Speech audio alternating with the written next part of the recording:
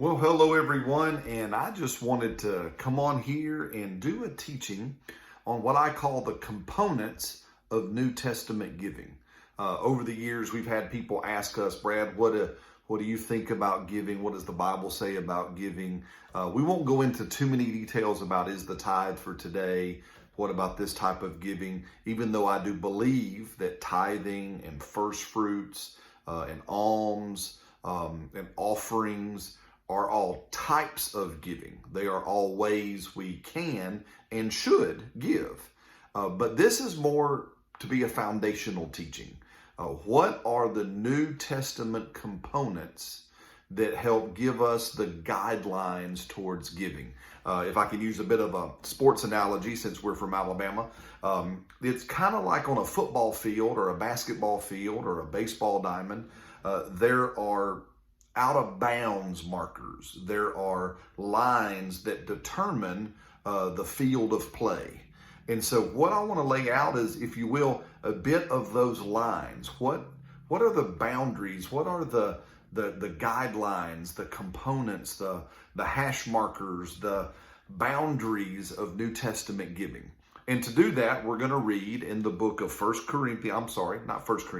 in the book of 2 Corinthians, the 8th and the 9th chapter. So let's look at this here. So I'm going to just start in 2 Corinthians chapter 8, verse 1.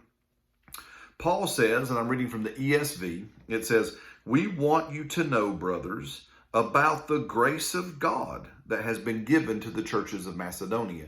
For a bit of history, for those who may not know, the Corinthian church was one of Paul's churches that he founded.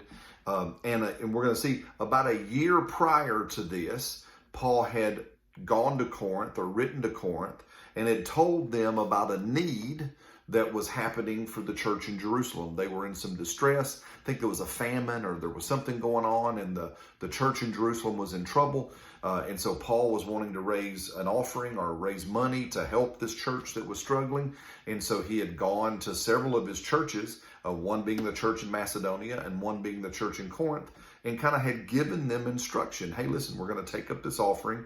Here is the instructions for you. And apparently the Corinthian church, as we were going to read, the Corinthian church was, they were ready to do it. They were eager. They were willing. They said, hey, Paul, yep, when you're ready to take up that offering, count on us. And a year later, it was time to take up the offering. So Paul is writing them back. And so he says, we want you to know, brothers, about the grace of God that was given to the churches in Macedonia. I find it interesting that the conversation on giving and the first component must be this: understanding that giving is a grace of God. Now, grace is, we know this and all understand, I believe, that grace is the empowerment of God that frees us from, for example, sin. It frees us from things. But also the grace of God is the empowerment to help us do other things. So we are, as Paul said to Titus, he says, because of the grace of God, we are free to say no to unrighteousness or things we shouldn't do. And we are free to say yes to righteousness or things that we should do. And here Paul calls giving an act of grace. We're going to jump forward in that same chapter 8 and pick it up in verse 6.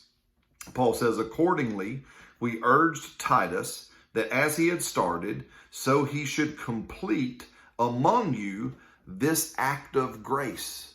Did you see that again? That the act of grace, their offering, what they were going to do for the church that was in trouble, was an act of grace. And then he says this in verse 7, but as you excel in everything, he says, Paul says to the Corinthians, you excel in faith, you excel in speech, you excel in knowledge, you excel in earnestness, and you excel in our love for you.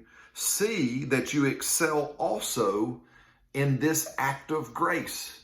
So Paul tells us that we can and should have an expectation of excelling in giving.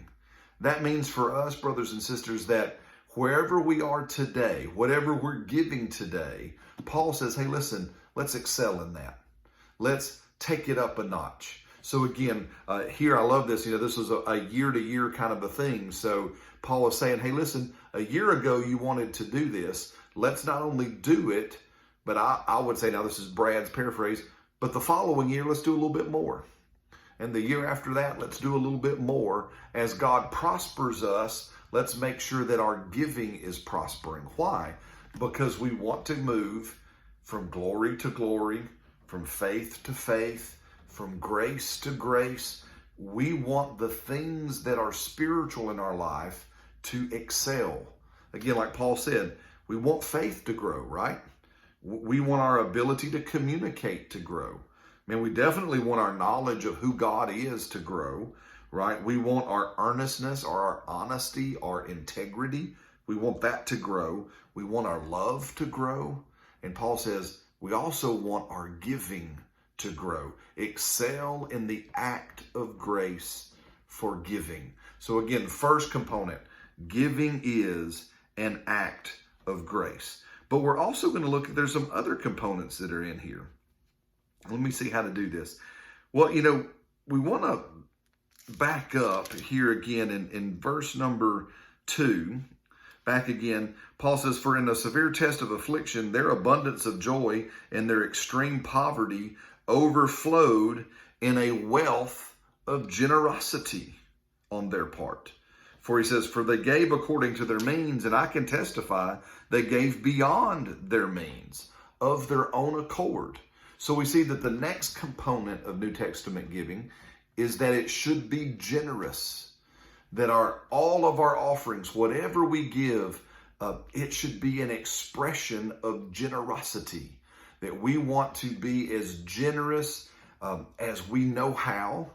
And I love what they said, and even beyond at times what we do. Let's look at this some more. If you fast forward to chapter 9, and I'll pick up in verse 6, it says, the point in this is whoever sows sparingly will reap sparingly, but whoever sows bountifully, and another word for that is whoever sows generously will also reap generously, right? And I'm looking down here. Was there another reference? Yeah. And down below in verse number 13, it looks like, by their approval of this service, they will glorify God because of your submission that comes from the confession of your gospel, from your confession of the gospel of Christ, and the generosity of your contribution. So here, 3 times in these 2 chapters, Paul tells us, hey, listen, New Testament giving, it's generous. The Macedonian church, he says, man, they gave according to their means, and I can really testify they gave beyond their means. They went over the top generous. And Paul quotes and says, hey, listen, if you sow sparingly, you reap sparingly. And really, that's not so much talking just about a quantity. Guys, it's really talking about an attitude of heart. We can say it like this. If I sow stingily, if I'm not generous, if my giving comes from an attitude again of lack, an attitude of, I can't go that far, I can't, right? And not an attitude of generosity, he says that heart attitude does affect what returns. It does affect the return of our giving. And I do believe that there is sowing and reaping all throughout Scripture, that when we sow, we reap. Now, is that the primary reason we give? Well, of course not. The primary reason we give is this one. We want to be generous. Paul was just telling you what happens. I tell our church family all the time, it's like the law of gravity. I don't have to have a whole ton of faith to climb on top of our church building, walk out to the end, and step off and go, Lord, I'm expecting gravity to work. No, it'll just work. And that's what Paul is saying. Hey, listen, remember, sowing and reaping just works. But he's really not talking about quantity. He's really talking about attitude of the heart. Make sure your giving is generous. Every time you give, make sure it's a generous offering, right? Give abundantly. Give generously wherever it is you're determining to give. So we see that. So A, it's an act of grace. B, it is a generous, or I guess 1 and 2 better. 1, it's an act of grace. 2, it is to be generous. 3 is it's to be willing, right? And I'm going to look at these scriptures here. And it says, where was that, Lord?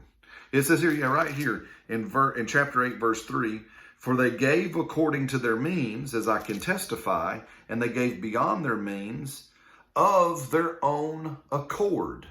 And I think the New King James, one of my other Bibles, it says they did this willingly, right? If you jump again to chapter 9, and we'll look at verse 5. So I thought it necessary, Paul said, to urge the brothers to go to you ahead of time and to arrange in advance for your gift as you promised, so that it might be ready as a willing gift, not as an extraction. Now notice, I love that. New Testament giving is done willingly. It's never, I love Paul, it's not an extraction. It's not a coercion. It's not a manipulation. It's not, you better do it or else, right? You better do it. If not, man, something bad's going to happen. If you don't give, you don't want to do, it's not, again, you've probably jokingly heard a minister say this, he is our Father God. He is not the Godfather trying to extract insurance money from us. Well, you better pay the tithe or I'm going to break stuff, right? No, it's not an extraction, right? New Testament giving is always done willingly, right? It's done with, and earlier it says, I think here it says they had a zeal for it. They were not just willing. Zealousness means it's an eager willingness. They were, where is that part in there, Lord? And here it is in that same thing. It says they did it of their own accord, verse 4 in chapter 8, begging us earnestly for the favor of taking part in the relief of the saints. I love that. The Macedonians were literally begging God, or not Paul. Sorry, they weren't begging God. They were begging Paul. They were literally begging Paul, take our offering. Please, please, please, please, please, please, take the offering. Here it is. We earnestly implore, we beg you. You guys, I have yet in 20-something years of ministry have had anybody beg me to take money. They were so, and really when you read this, the reason why they had to beg is because the Macedonian church was, they weren't very well off. They weren't like rich like the Corinthian. The Corinthian church apparently was wealthy. The Macedonian church was, if you will, a little like lower socioeconomic status. And so Paul was probably like, hey, listen, guys, that's way too much. Y'all don't need to be. And they were begging, no, please take what we want to give. Take what we're willing to give. Here it is. It'll be good. It'll be okay. Please take it. Guys, the willingness to give. So again, New Testament grace, or New Testament giving, it's an act of grace. It's to be generous. It's to be earnestly or eagerly willing to give it, right? We know this one. In that, it's to be cheerful, right? There, again, with that earnestness, there's to be a cheerfulness. It says this, again, the point is, whoever sows sparingly, this is chapter 9, verse 6, will also reap sparingly. Whoever sows generously will reap generously. Each one must give as he has decided in his heart, like this, not reluctantly, that's back to the willing, not reluctantly, nor under compulsion, for God loves a cheerful giver. So do you see that? So New Testament giving is cheerful. It's not reluctant. Again, it's not compulsive. No one has again extracted it or forced you to give or manipulated you to give. You are ready, willing, eager, excited to give. I love something that my pastor, Pastor Greg Moore, says. He says, oops, sorry, kick the camera. I love something that Pastor Greg says is he says, hey, listen, how do I know what to give? What can you give cheerfully? And if you can't give it cheerfully, don't give it. Right? So get to a place where I am cheerfully giving, right? I am excited to give. Again, love it. Not reluctant, not compulsed to do it. I eagerly want to do it. So again, an act of grace. it's willing, right? It's generous, it's cheerful, and then it's also purposeful, right? As we back up just one verse again here where we were reading, again, those who sow generously will reap generously. Verse 7 of chapter 9, because each one must give as he has decided in his heart. One translation says, as he has purposed in his heart. So New Testament giving is purposeful. You have determined what you're going to do. I like to say it like this to our church family. I don't ever like springing offerings on the church family. I don't like to sit there. Again, one of my pastors, Pastor Scott Ross, taught me this. I don't like showing up and it's the day of and we weren't really prepared, or someone showed up and, hey, brother or sister so-and-so's here today. Let's just give them an offering. And the people weren't ready. What Pastor Scott taught me years ago, he said, Brad, God's people are generous because that's his nature. Our failing as ministers is this: we don't give them opportunity to prepare to be generous. We don't give them a chance to purpose in their heart what they're going to do. We just keep springing offerings on them. Hey, we're going to take up a collection for this. Hey, we're going to take up a collection for that. And everybody's like, oh man, Pastor, I'd love to give more, but I've kind of already determined what I'm going to do. And, right? So with that, purpose in your heart what you're going to do. Give purposefully. Again, what we like to do is when we know, as an example, a guest is coming, I'll like to tell the church family as early as I can, hey, on such and such date, we're going to have brother or sister so-and-so come, and they're going to share. Begin to purpose what you're going to give for that offering. We'll take it up that day, but you need to purpose now. Again, Pastor Ross had me one time minister at his church there in Beverly, Massachusetts. And it's still to this day the largest offering, single offering I've ever received.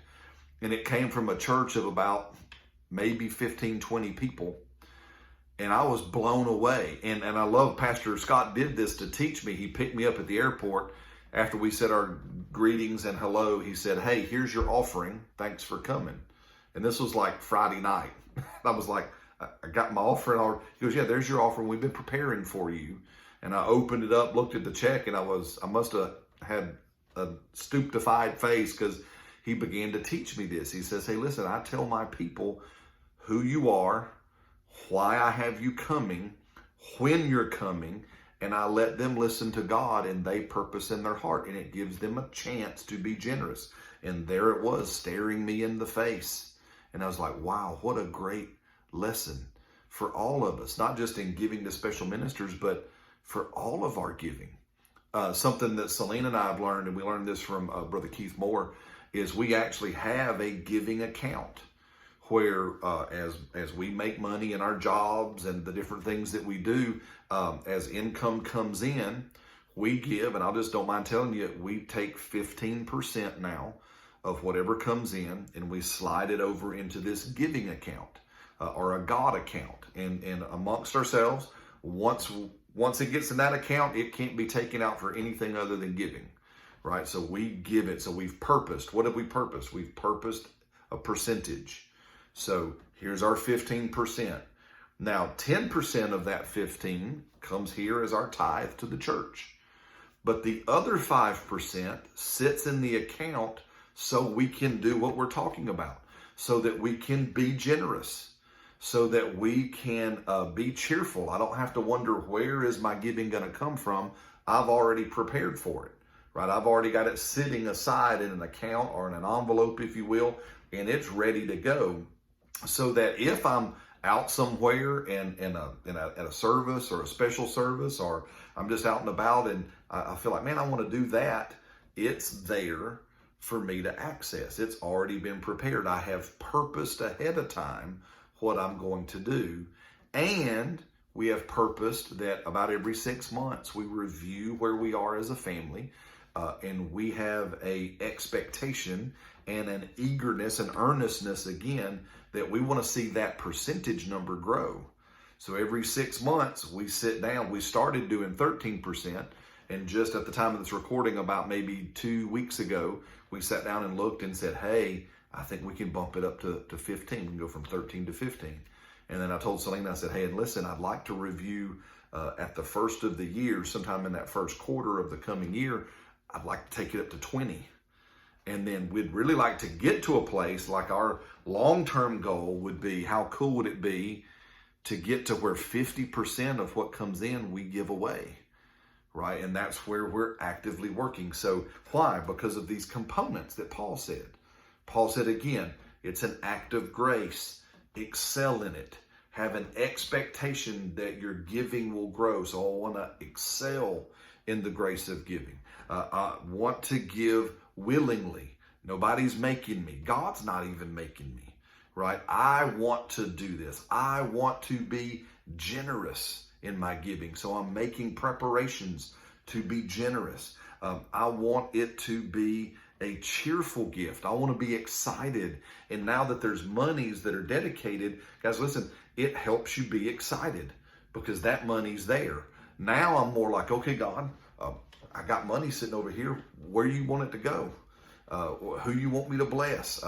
Who do you want me to support? What's happening with this money over here? What you want to, and it helps put an excitement in us, right? And so we see that it's purposeful, as we've said. I've purposed what amount we're wanting to do. And if I can speak real quick to this, I think that's the reason why God talks so much in percentages, like the tithe, more than he talks about in set amounts. Because then as we prosper, our percentage gets bigger, right? So as I increase, so does my 15% or my 20% or whatever I've purposed to do. It increases. So I would encourage you as well, instead of thinking so much in how much, like a number, like a fixed number, think in a percentage. Go and be purposeful at a percentage level, because then that percentage can rise as you rise. And then finally, our giving should be regular. So again, it's an act of grace. It's to be done generously. It's to be done willingly. It's to be done cheerfully. It's to be done purposefully, or as you have decided you're going to do, right? And this, we're going to have to jump over to 1 Corinthians here at the end of 1 Corinthians in chapter 16 and look at this one. And our giving should be regular. Paul, again, he leaves this book of 1 Corinthians right before it goes into 2nd. He leaves some instructions. Remember I said when he first wrote to them, he was getting them ready because about a year later they were going to take up the offering. This is part of the preparation piece. So Paul says in 1 Corinthians 16, verse 1, now concerning the collection or the offering for the saints, as I directed the churches in Galatia, so you also are to do. Now, I got to pause here just for a second. This is the New Testament. This is the Bible. I think everyone who would be watching, especially this far into a video like this, you would agree with me that the Bible is our final authority. In that even though we know Paul was writing this to the Corinthian church, because I'm holding it in my hand and because of what the Word of God is, Paul is writing 1 Corinthians 16:1 to Brad, and he's writing it to you. So he says, hey, listen, as I told those churches, what is this now? All those centuries ago, right? Back at the beginning of the church age, as I told those churches in Galatia, so here, you too, Brad, you too, Life of Faith North, you too, whoever you are watching, you also are to do this same thing. It says in verse 2, on the first day of every week, this is one reason why not only do we take up offerings on Sundays, it's why we meet on Sundays, is because they had this kind of set in place. On the first day of every week, each of you, now how many church people is that? He says here, each of you, every church person, every church member is to put something aside and store it up as he may prosper, so that there shall be no collection when I come. Meaning back to what I was saying before, like what Pastor Scott Ross did for me. Hey, listen, we need to be purposeful and we need to store up and put aside every week, each and every one of us, every person who would say they're a follower of Jesus, who would follow the instructions of Paul, like we follow his instructions on righteousness and prayer and holiness, all the instructions that Paul gives us, that we say we love Paul and all these letters. Well, here's an instruction as well. Hey, every week, everyone puts aside something that they've purposed and determined based on how they prosper. There's maybe that percentage thing again. And they put it aside so that when it's time to give, there doesn't have to be a pressing in the collection. Guys, listen, can you imagine if every church person that is watching this or that may be out there, if every church member literally did what Paul said in these components, and again, they realize that they have a grace to give. They realize that they want to do it. There's a willingness, there's an eagerness, a cheerfulness, there's a generous spirit and heart attitude with it. There's a predetermined purpose about how much based on how God is prospering them. And if everyone just set aside every week something, all these things, all these components, if they lived in these components and they did this regularly, consistently, cheerfully, guys, there would not be a church in the world that would have to struggle or worry or anything. There would not be anything that we couldn't support, because it's a discipline of grace, right? It's a habit of holiness to set these things aside. So those are the components as I see them in the New Testament, the components of New Testament giving. I'd love to hear your thoughts on it. I'd love to answer any questions you may have. You're welcome to leave them in the comments, but better if you would just hop over to my personal Facebook page, and you can just send me a message through Facebook Messenger. I'm easy to find, Brad Holloman. And as well, because we're talking about this, I'd like to give you an opportunity to support Selena and I and what God is asking us to do as pastors, as ministers, really all around the world. God has opened doors for us through these mediums over the years. We've done social media stuff like this. The Lord has really just made a way for His word through us to get to people we were surprised to see. So I would ask you if you'd consider being a partner with us. If we are bringing any benefit or instruction to you, if we're helping you in any way, would you consider going to thehollamans.com and you hit the give button that's up there, and you can set up and become a partner with our ministry. What we do with that is, like I said, we go where God opens doors for us to go. We help the church family here that we have the privilege of pastoring with our facilities and stuff, because we're still quite a small church at this time. We also are able to do more videos like this, and we want to do them more frequently, and we want to do them more excellently. So if you would like to do that, we would be so very grateful and appreciate it. But wherever you decide to give, do it based on these components we've talked about just now. So, all right, I'll leave you here. Thank you so much for watching. Thank you for making it all the way through this video, and we will talk to you soon.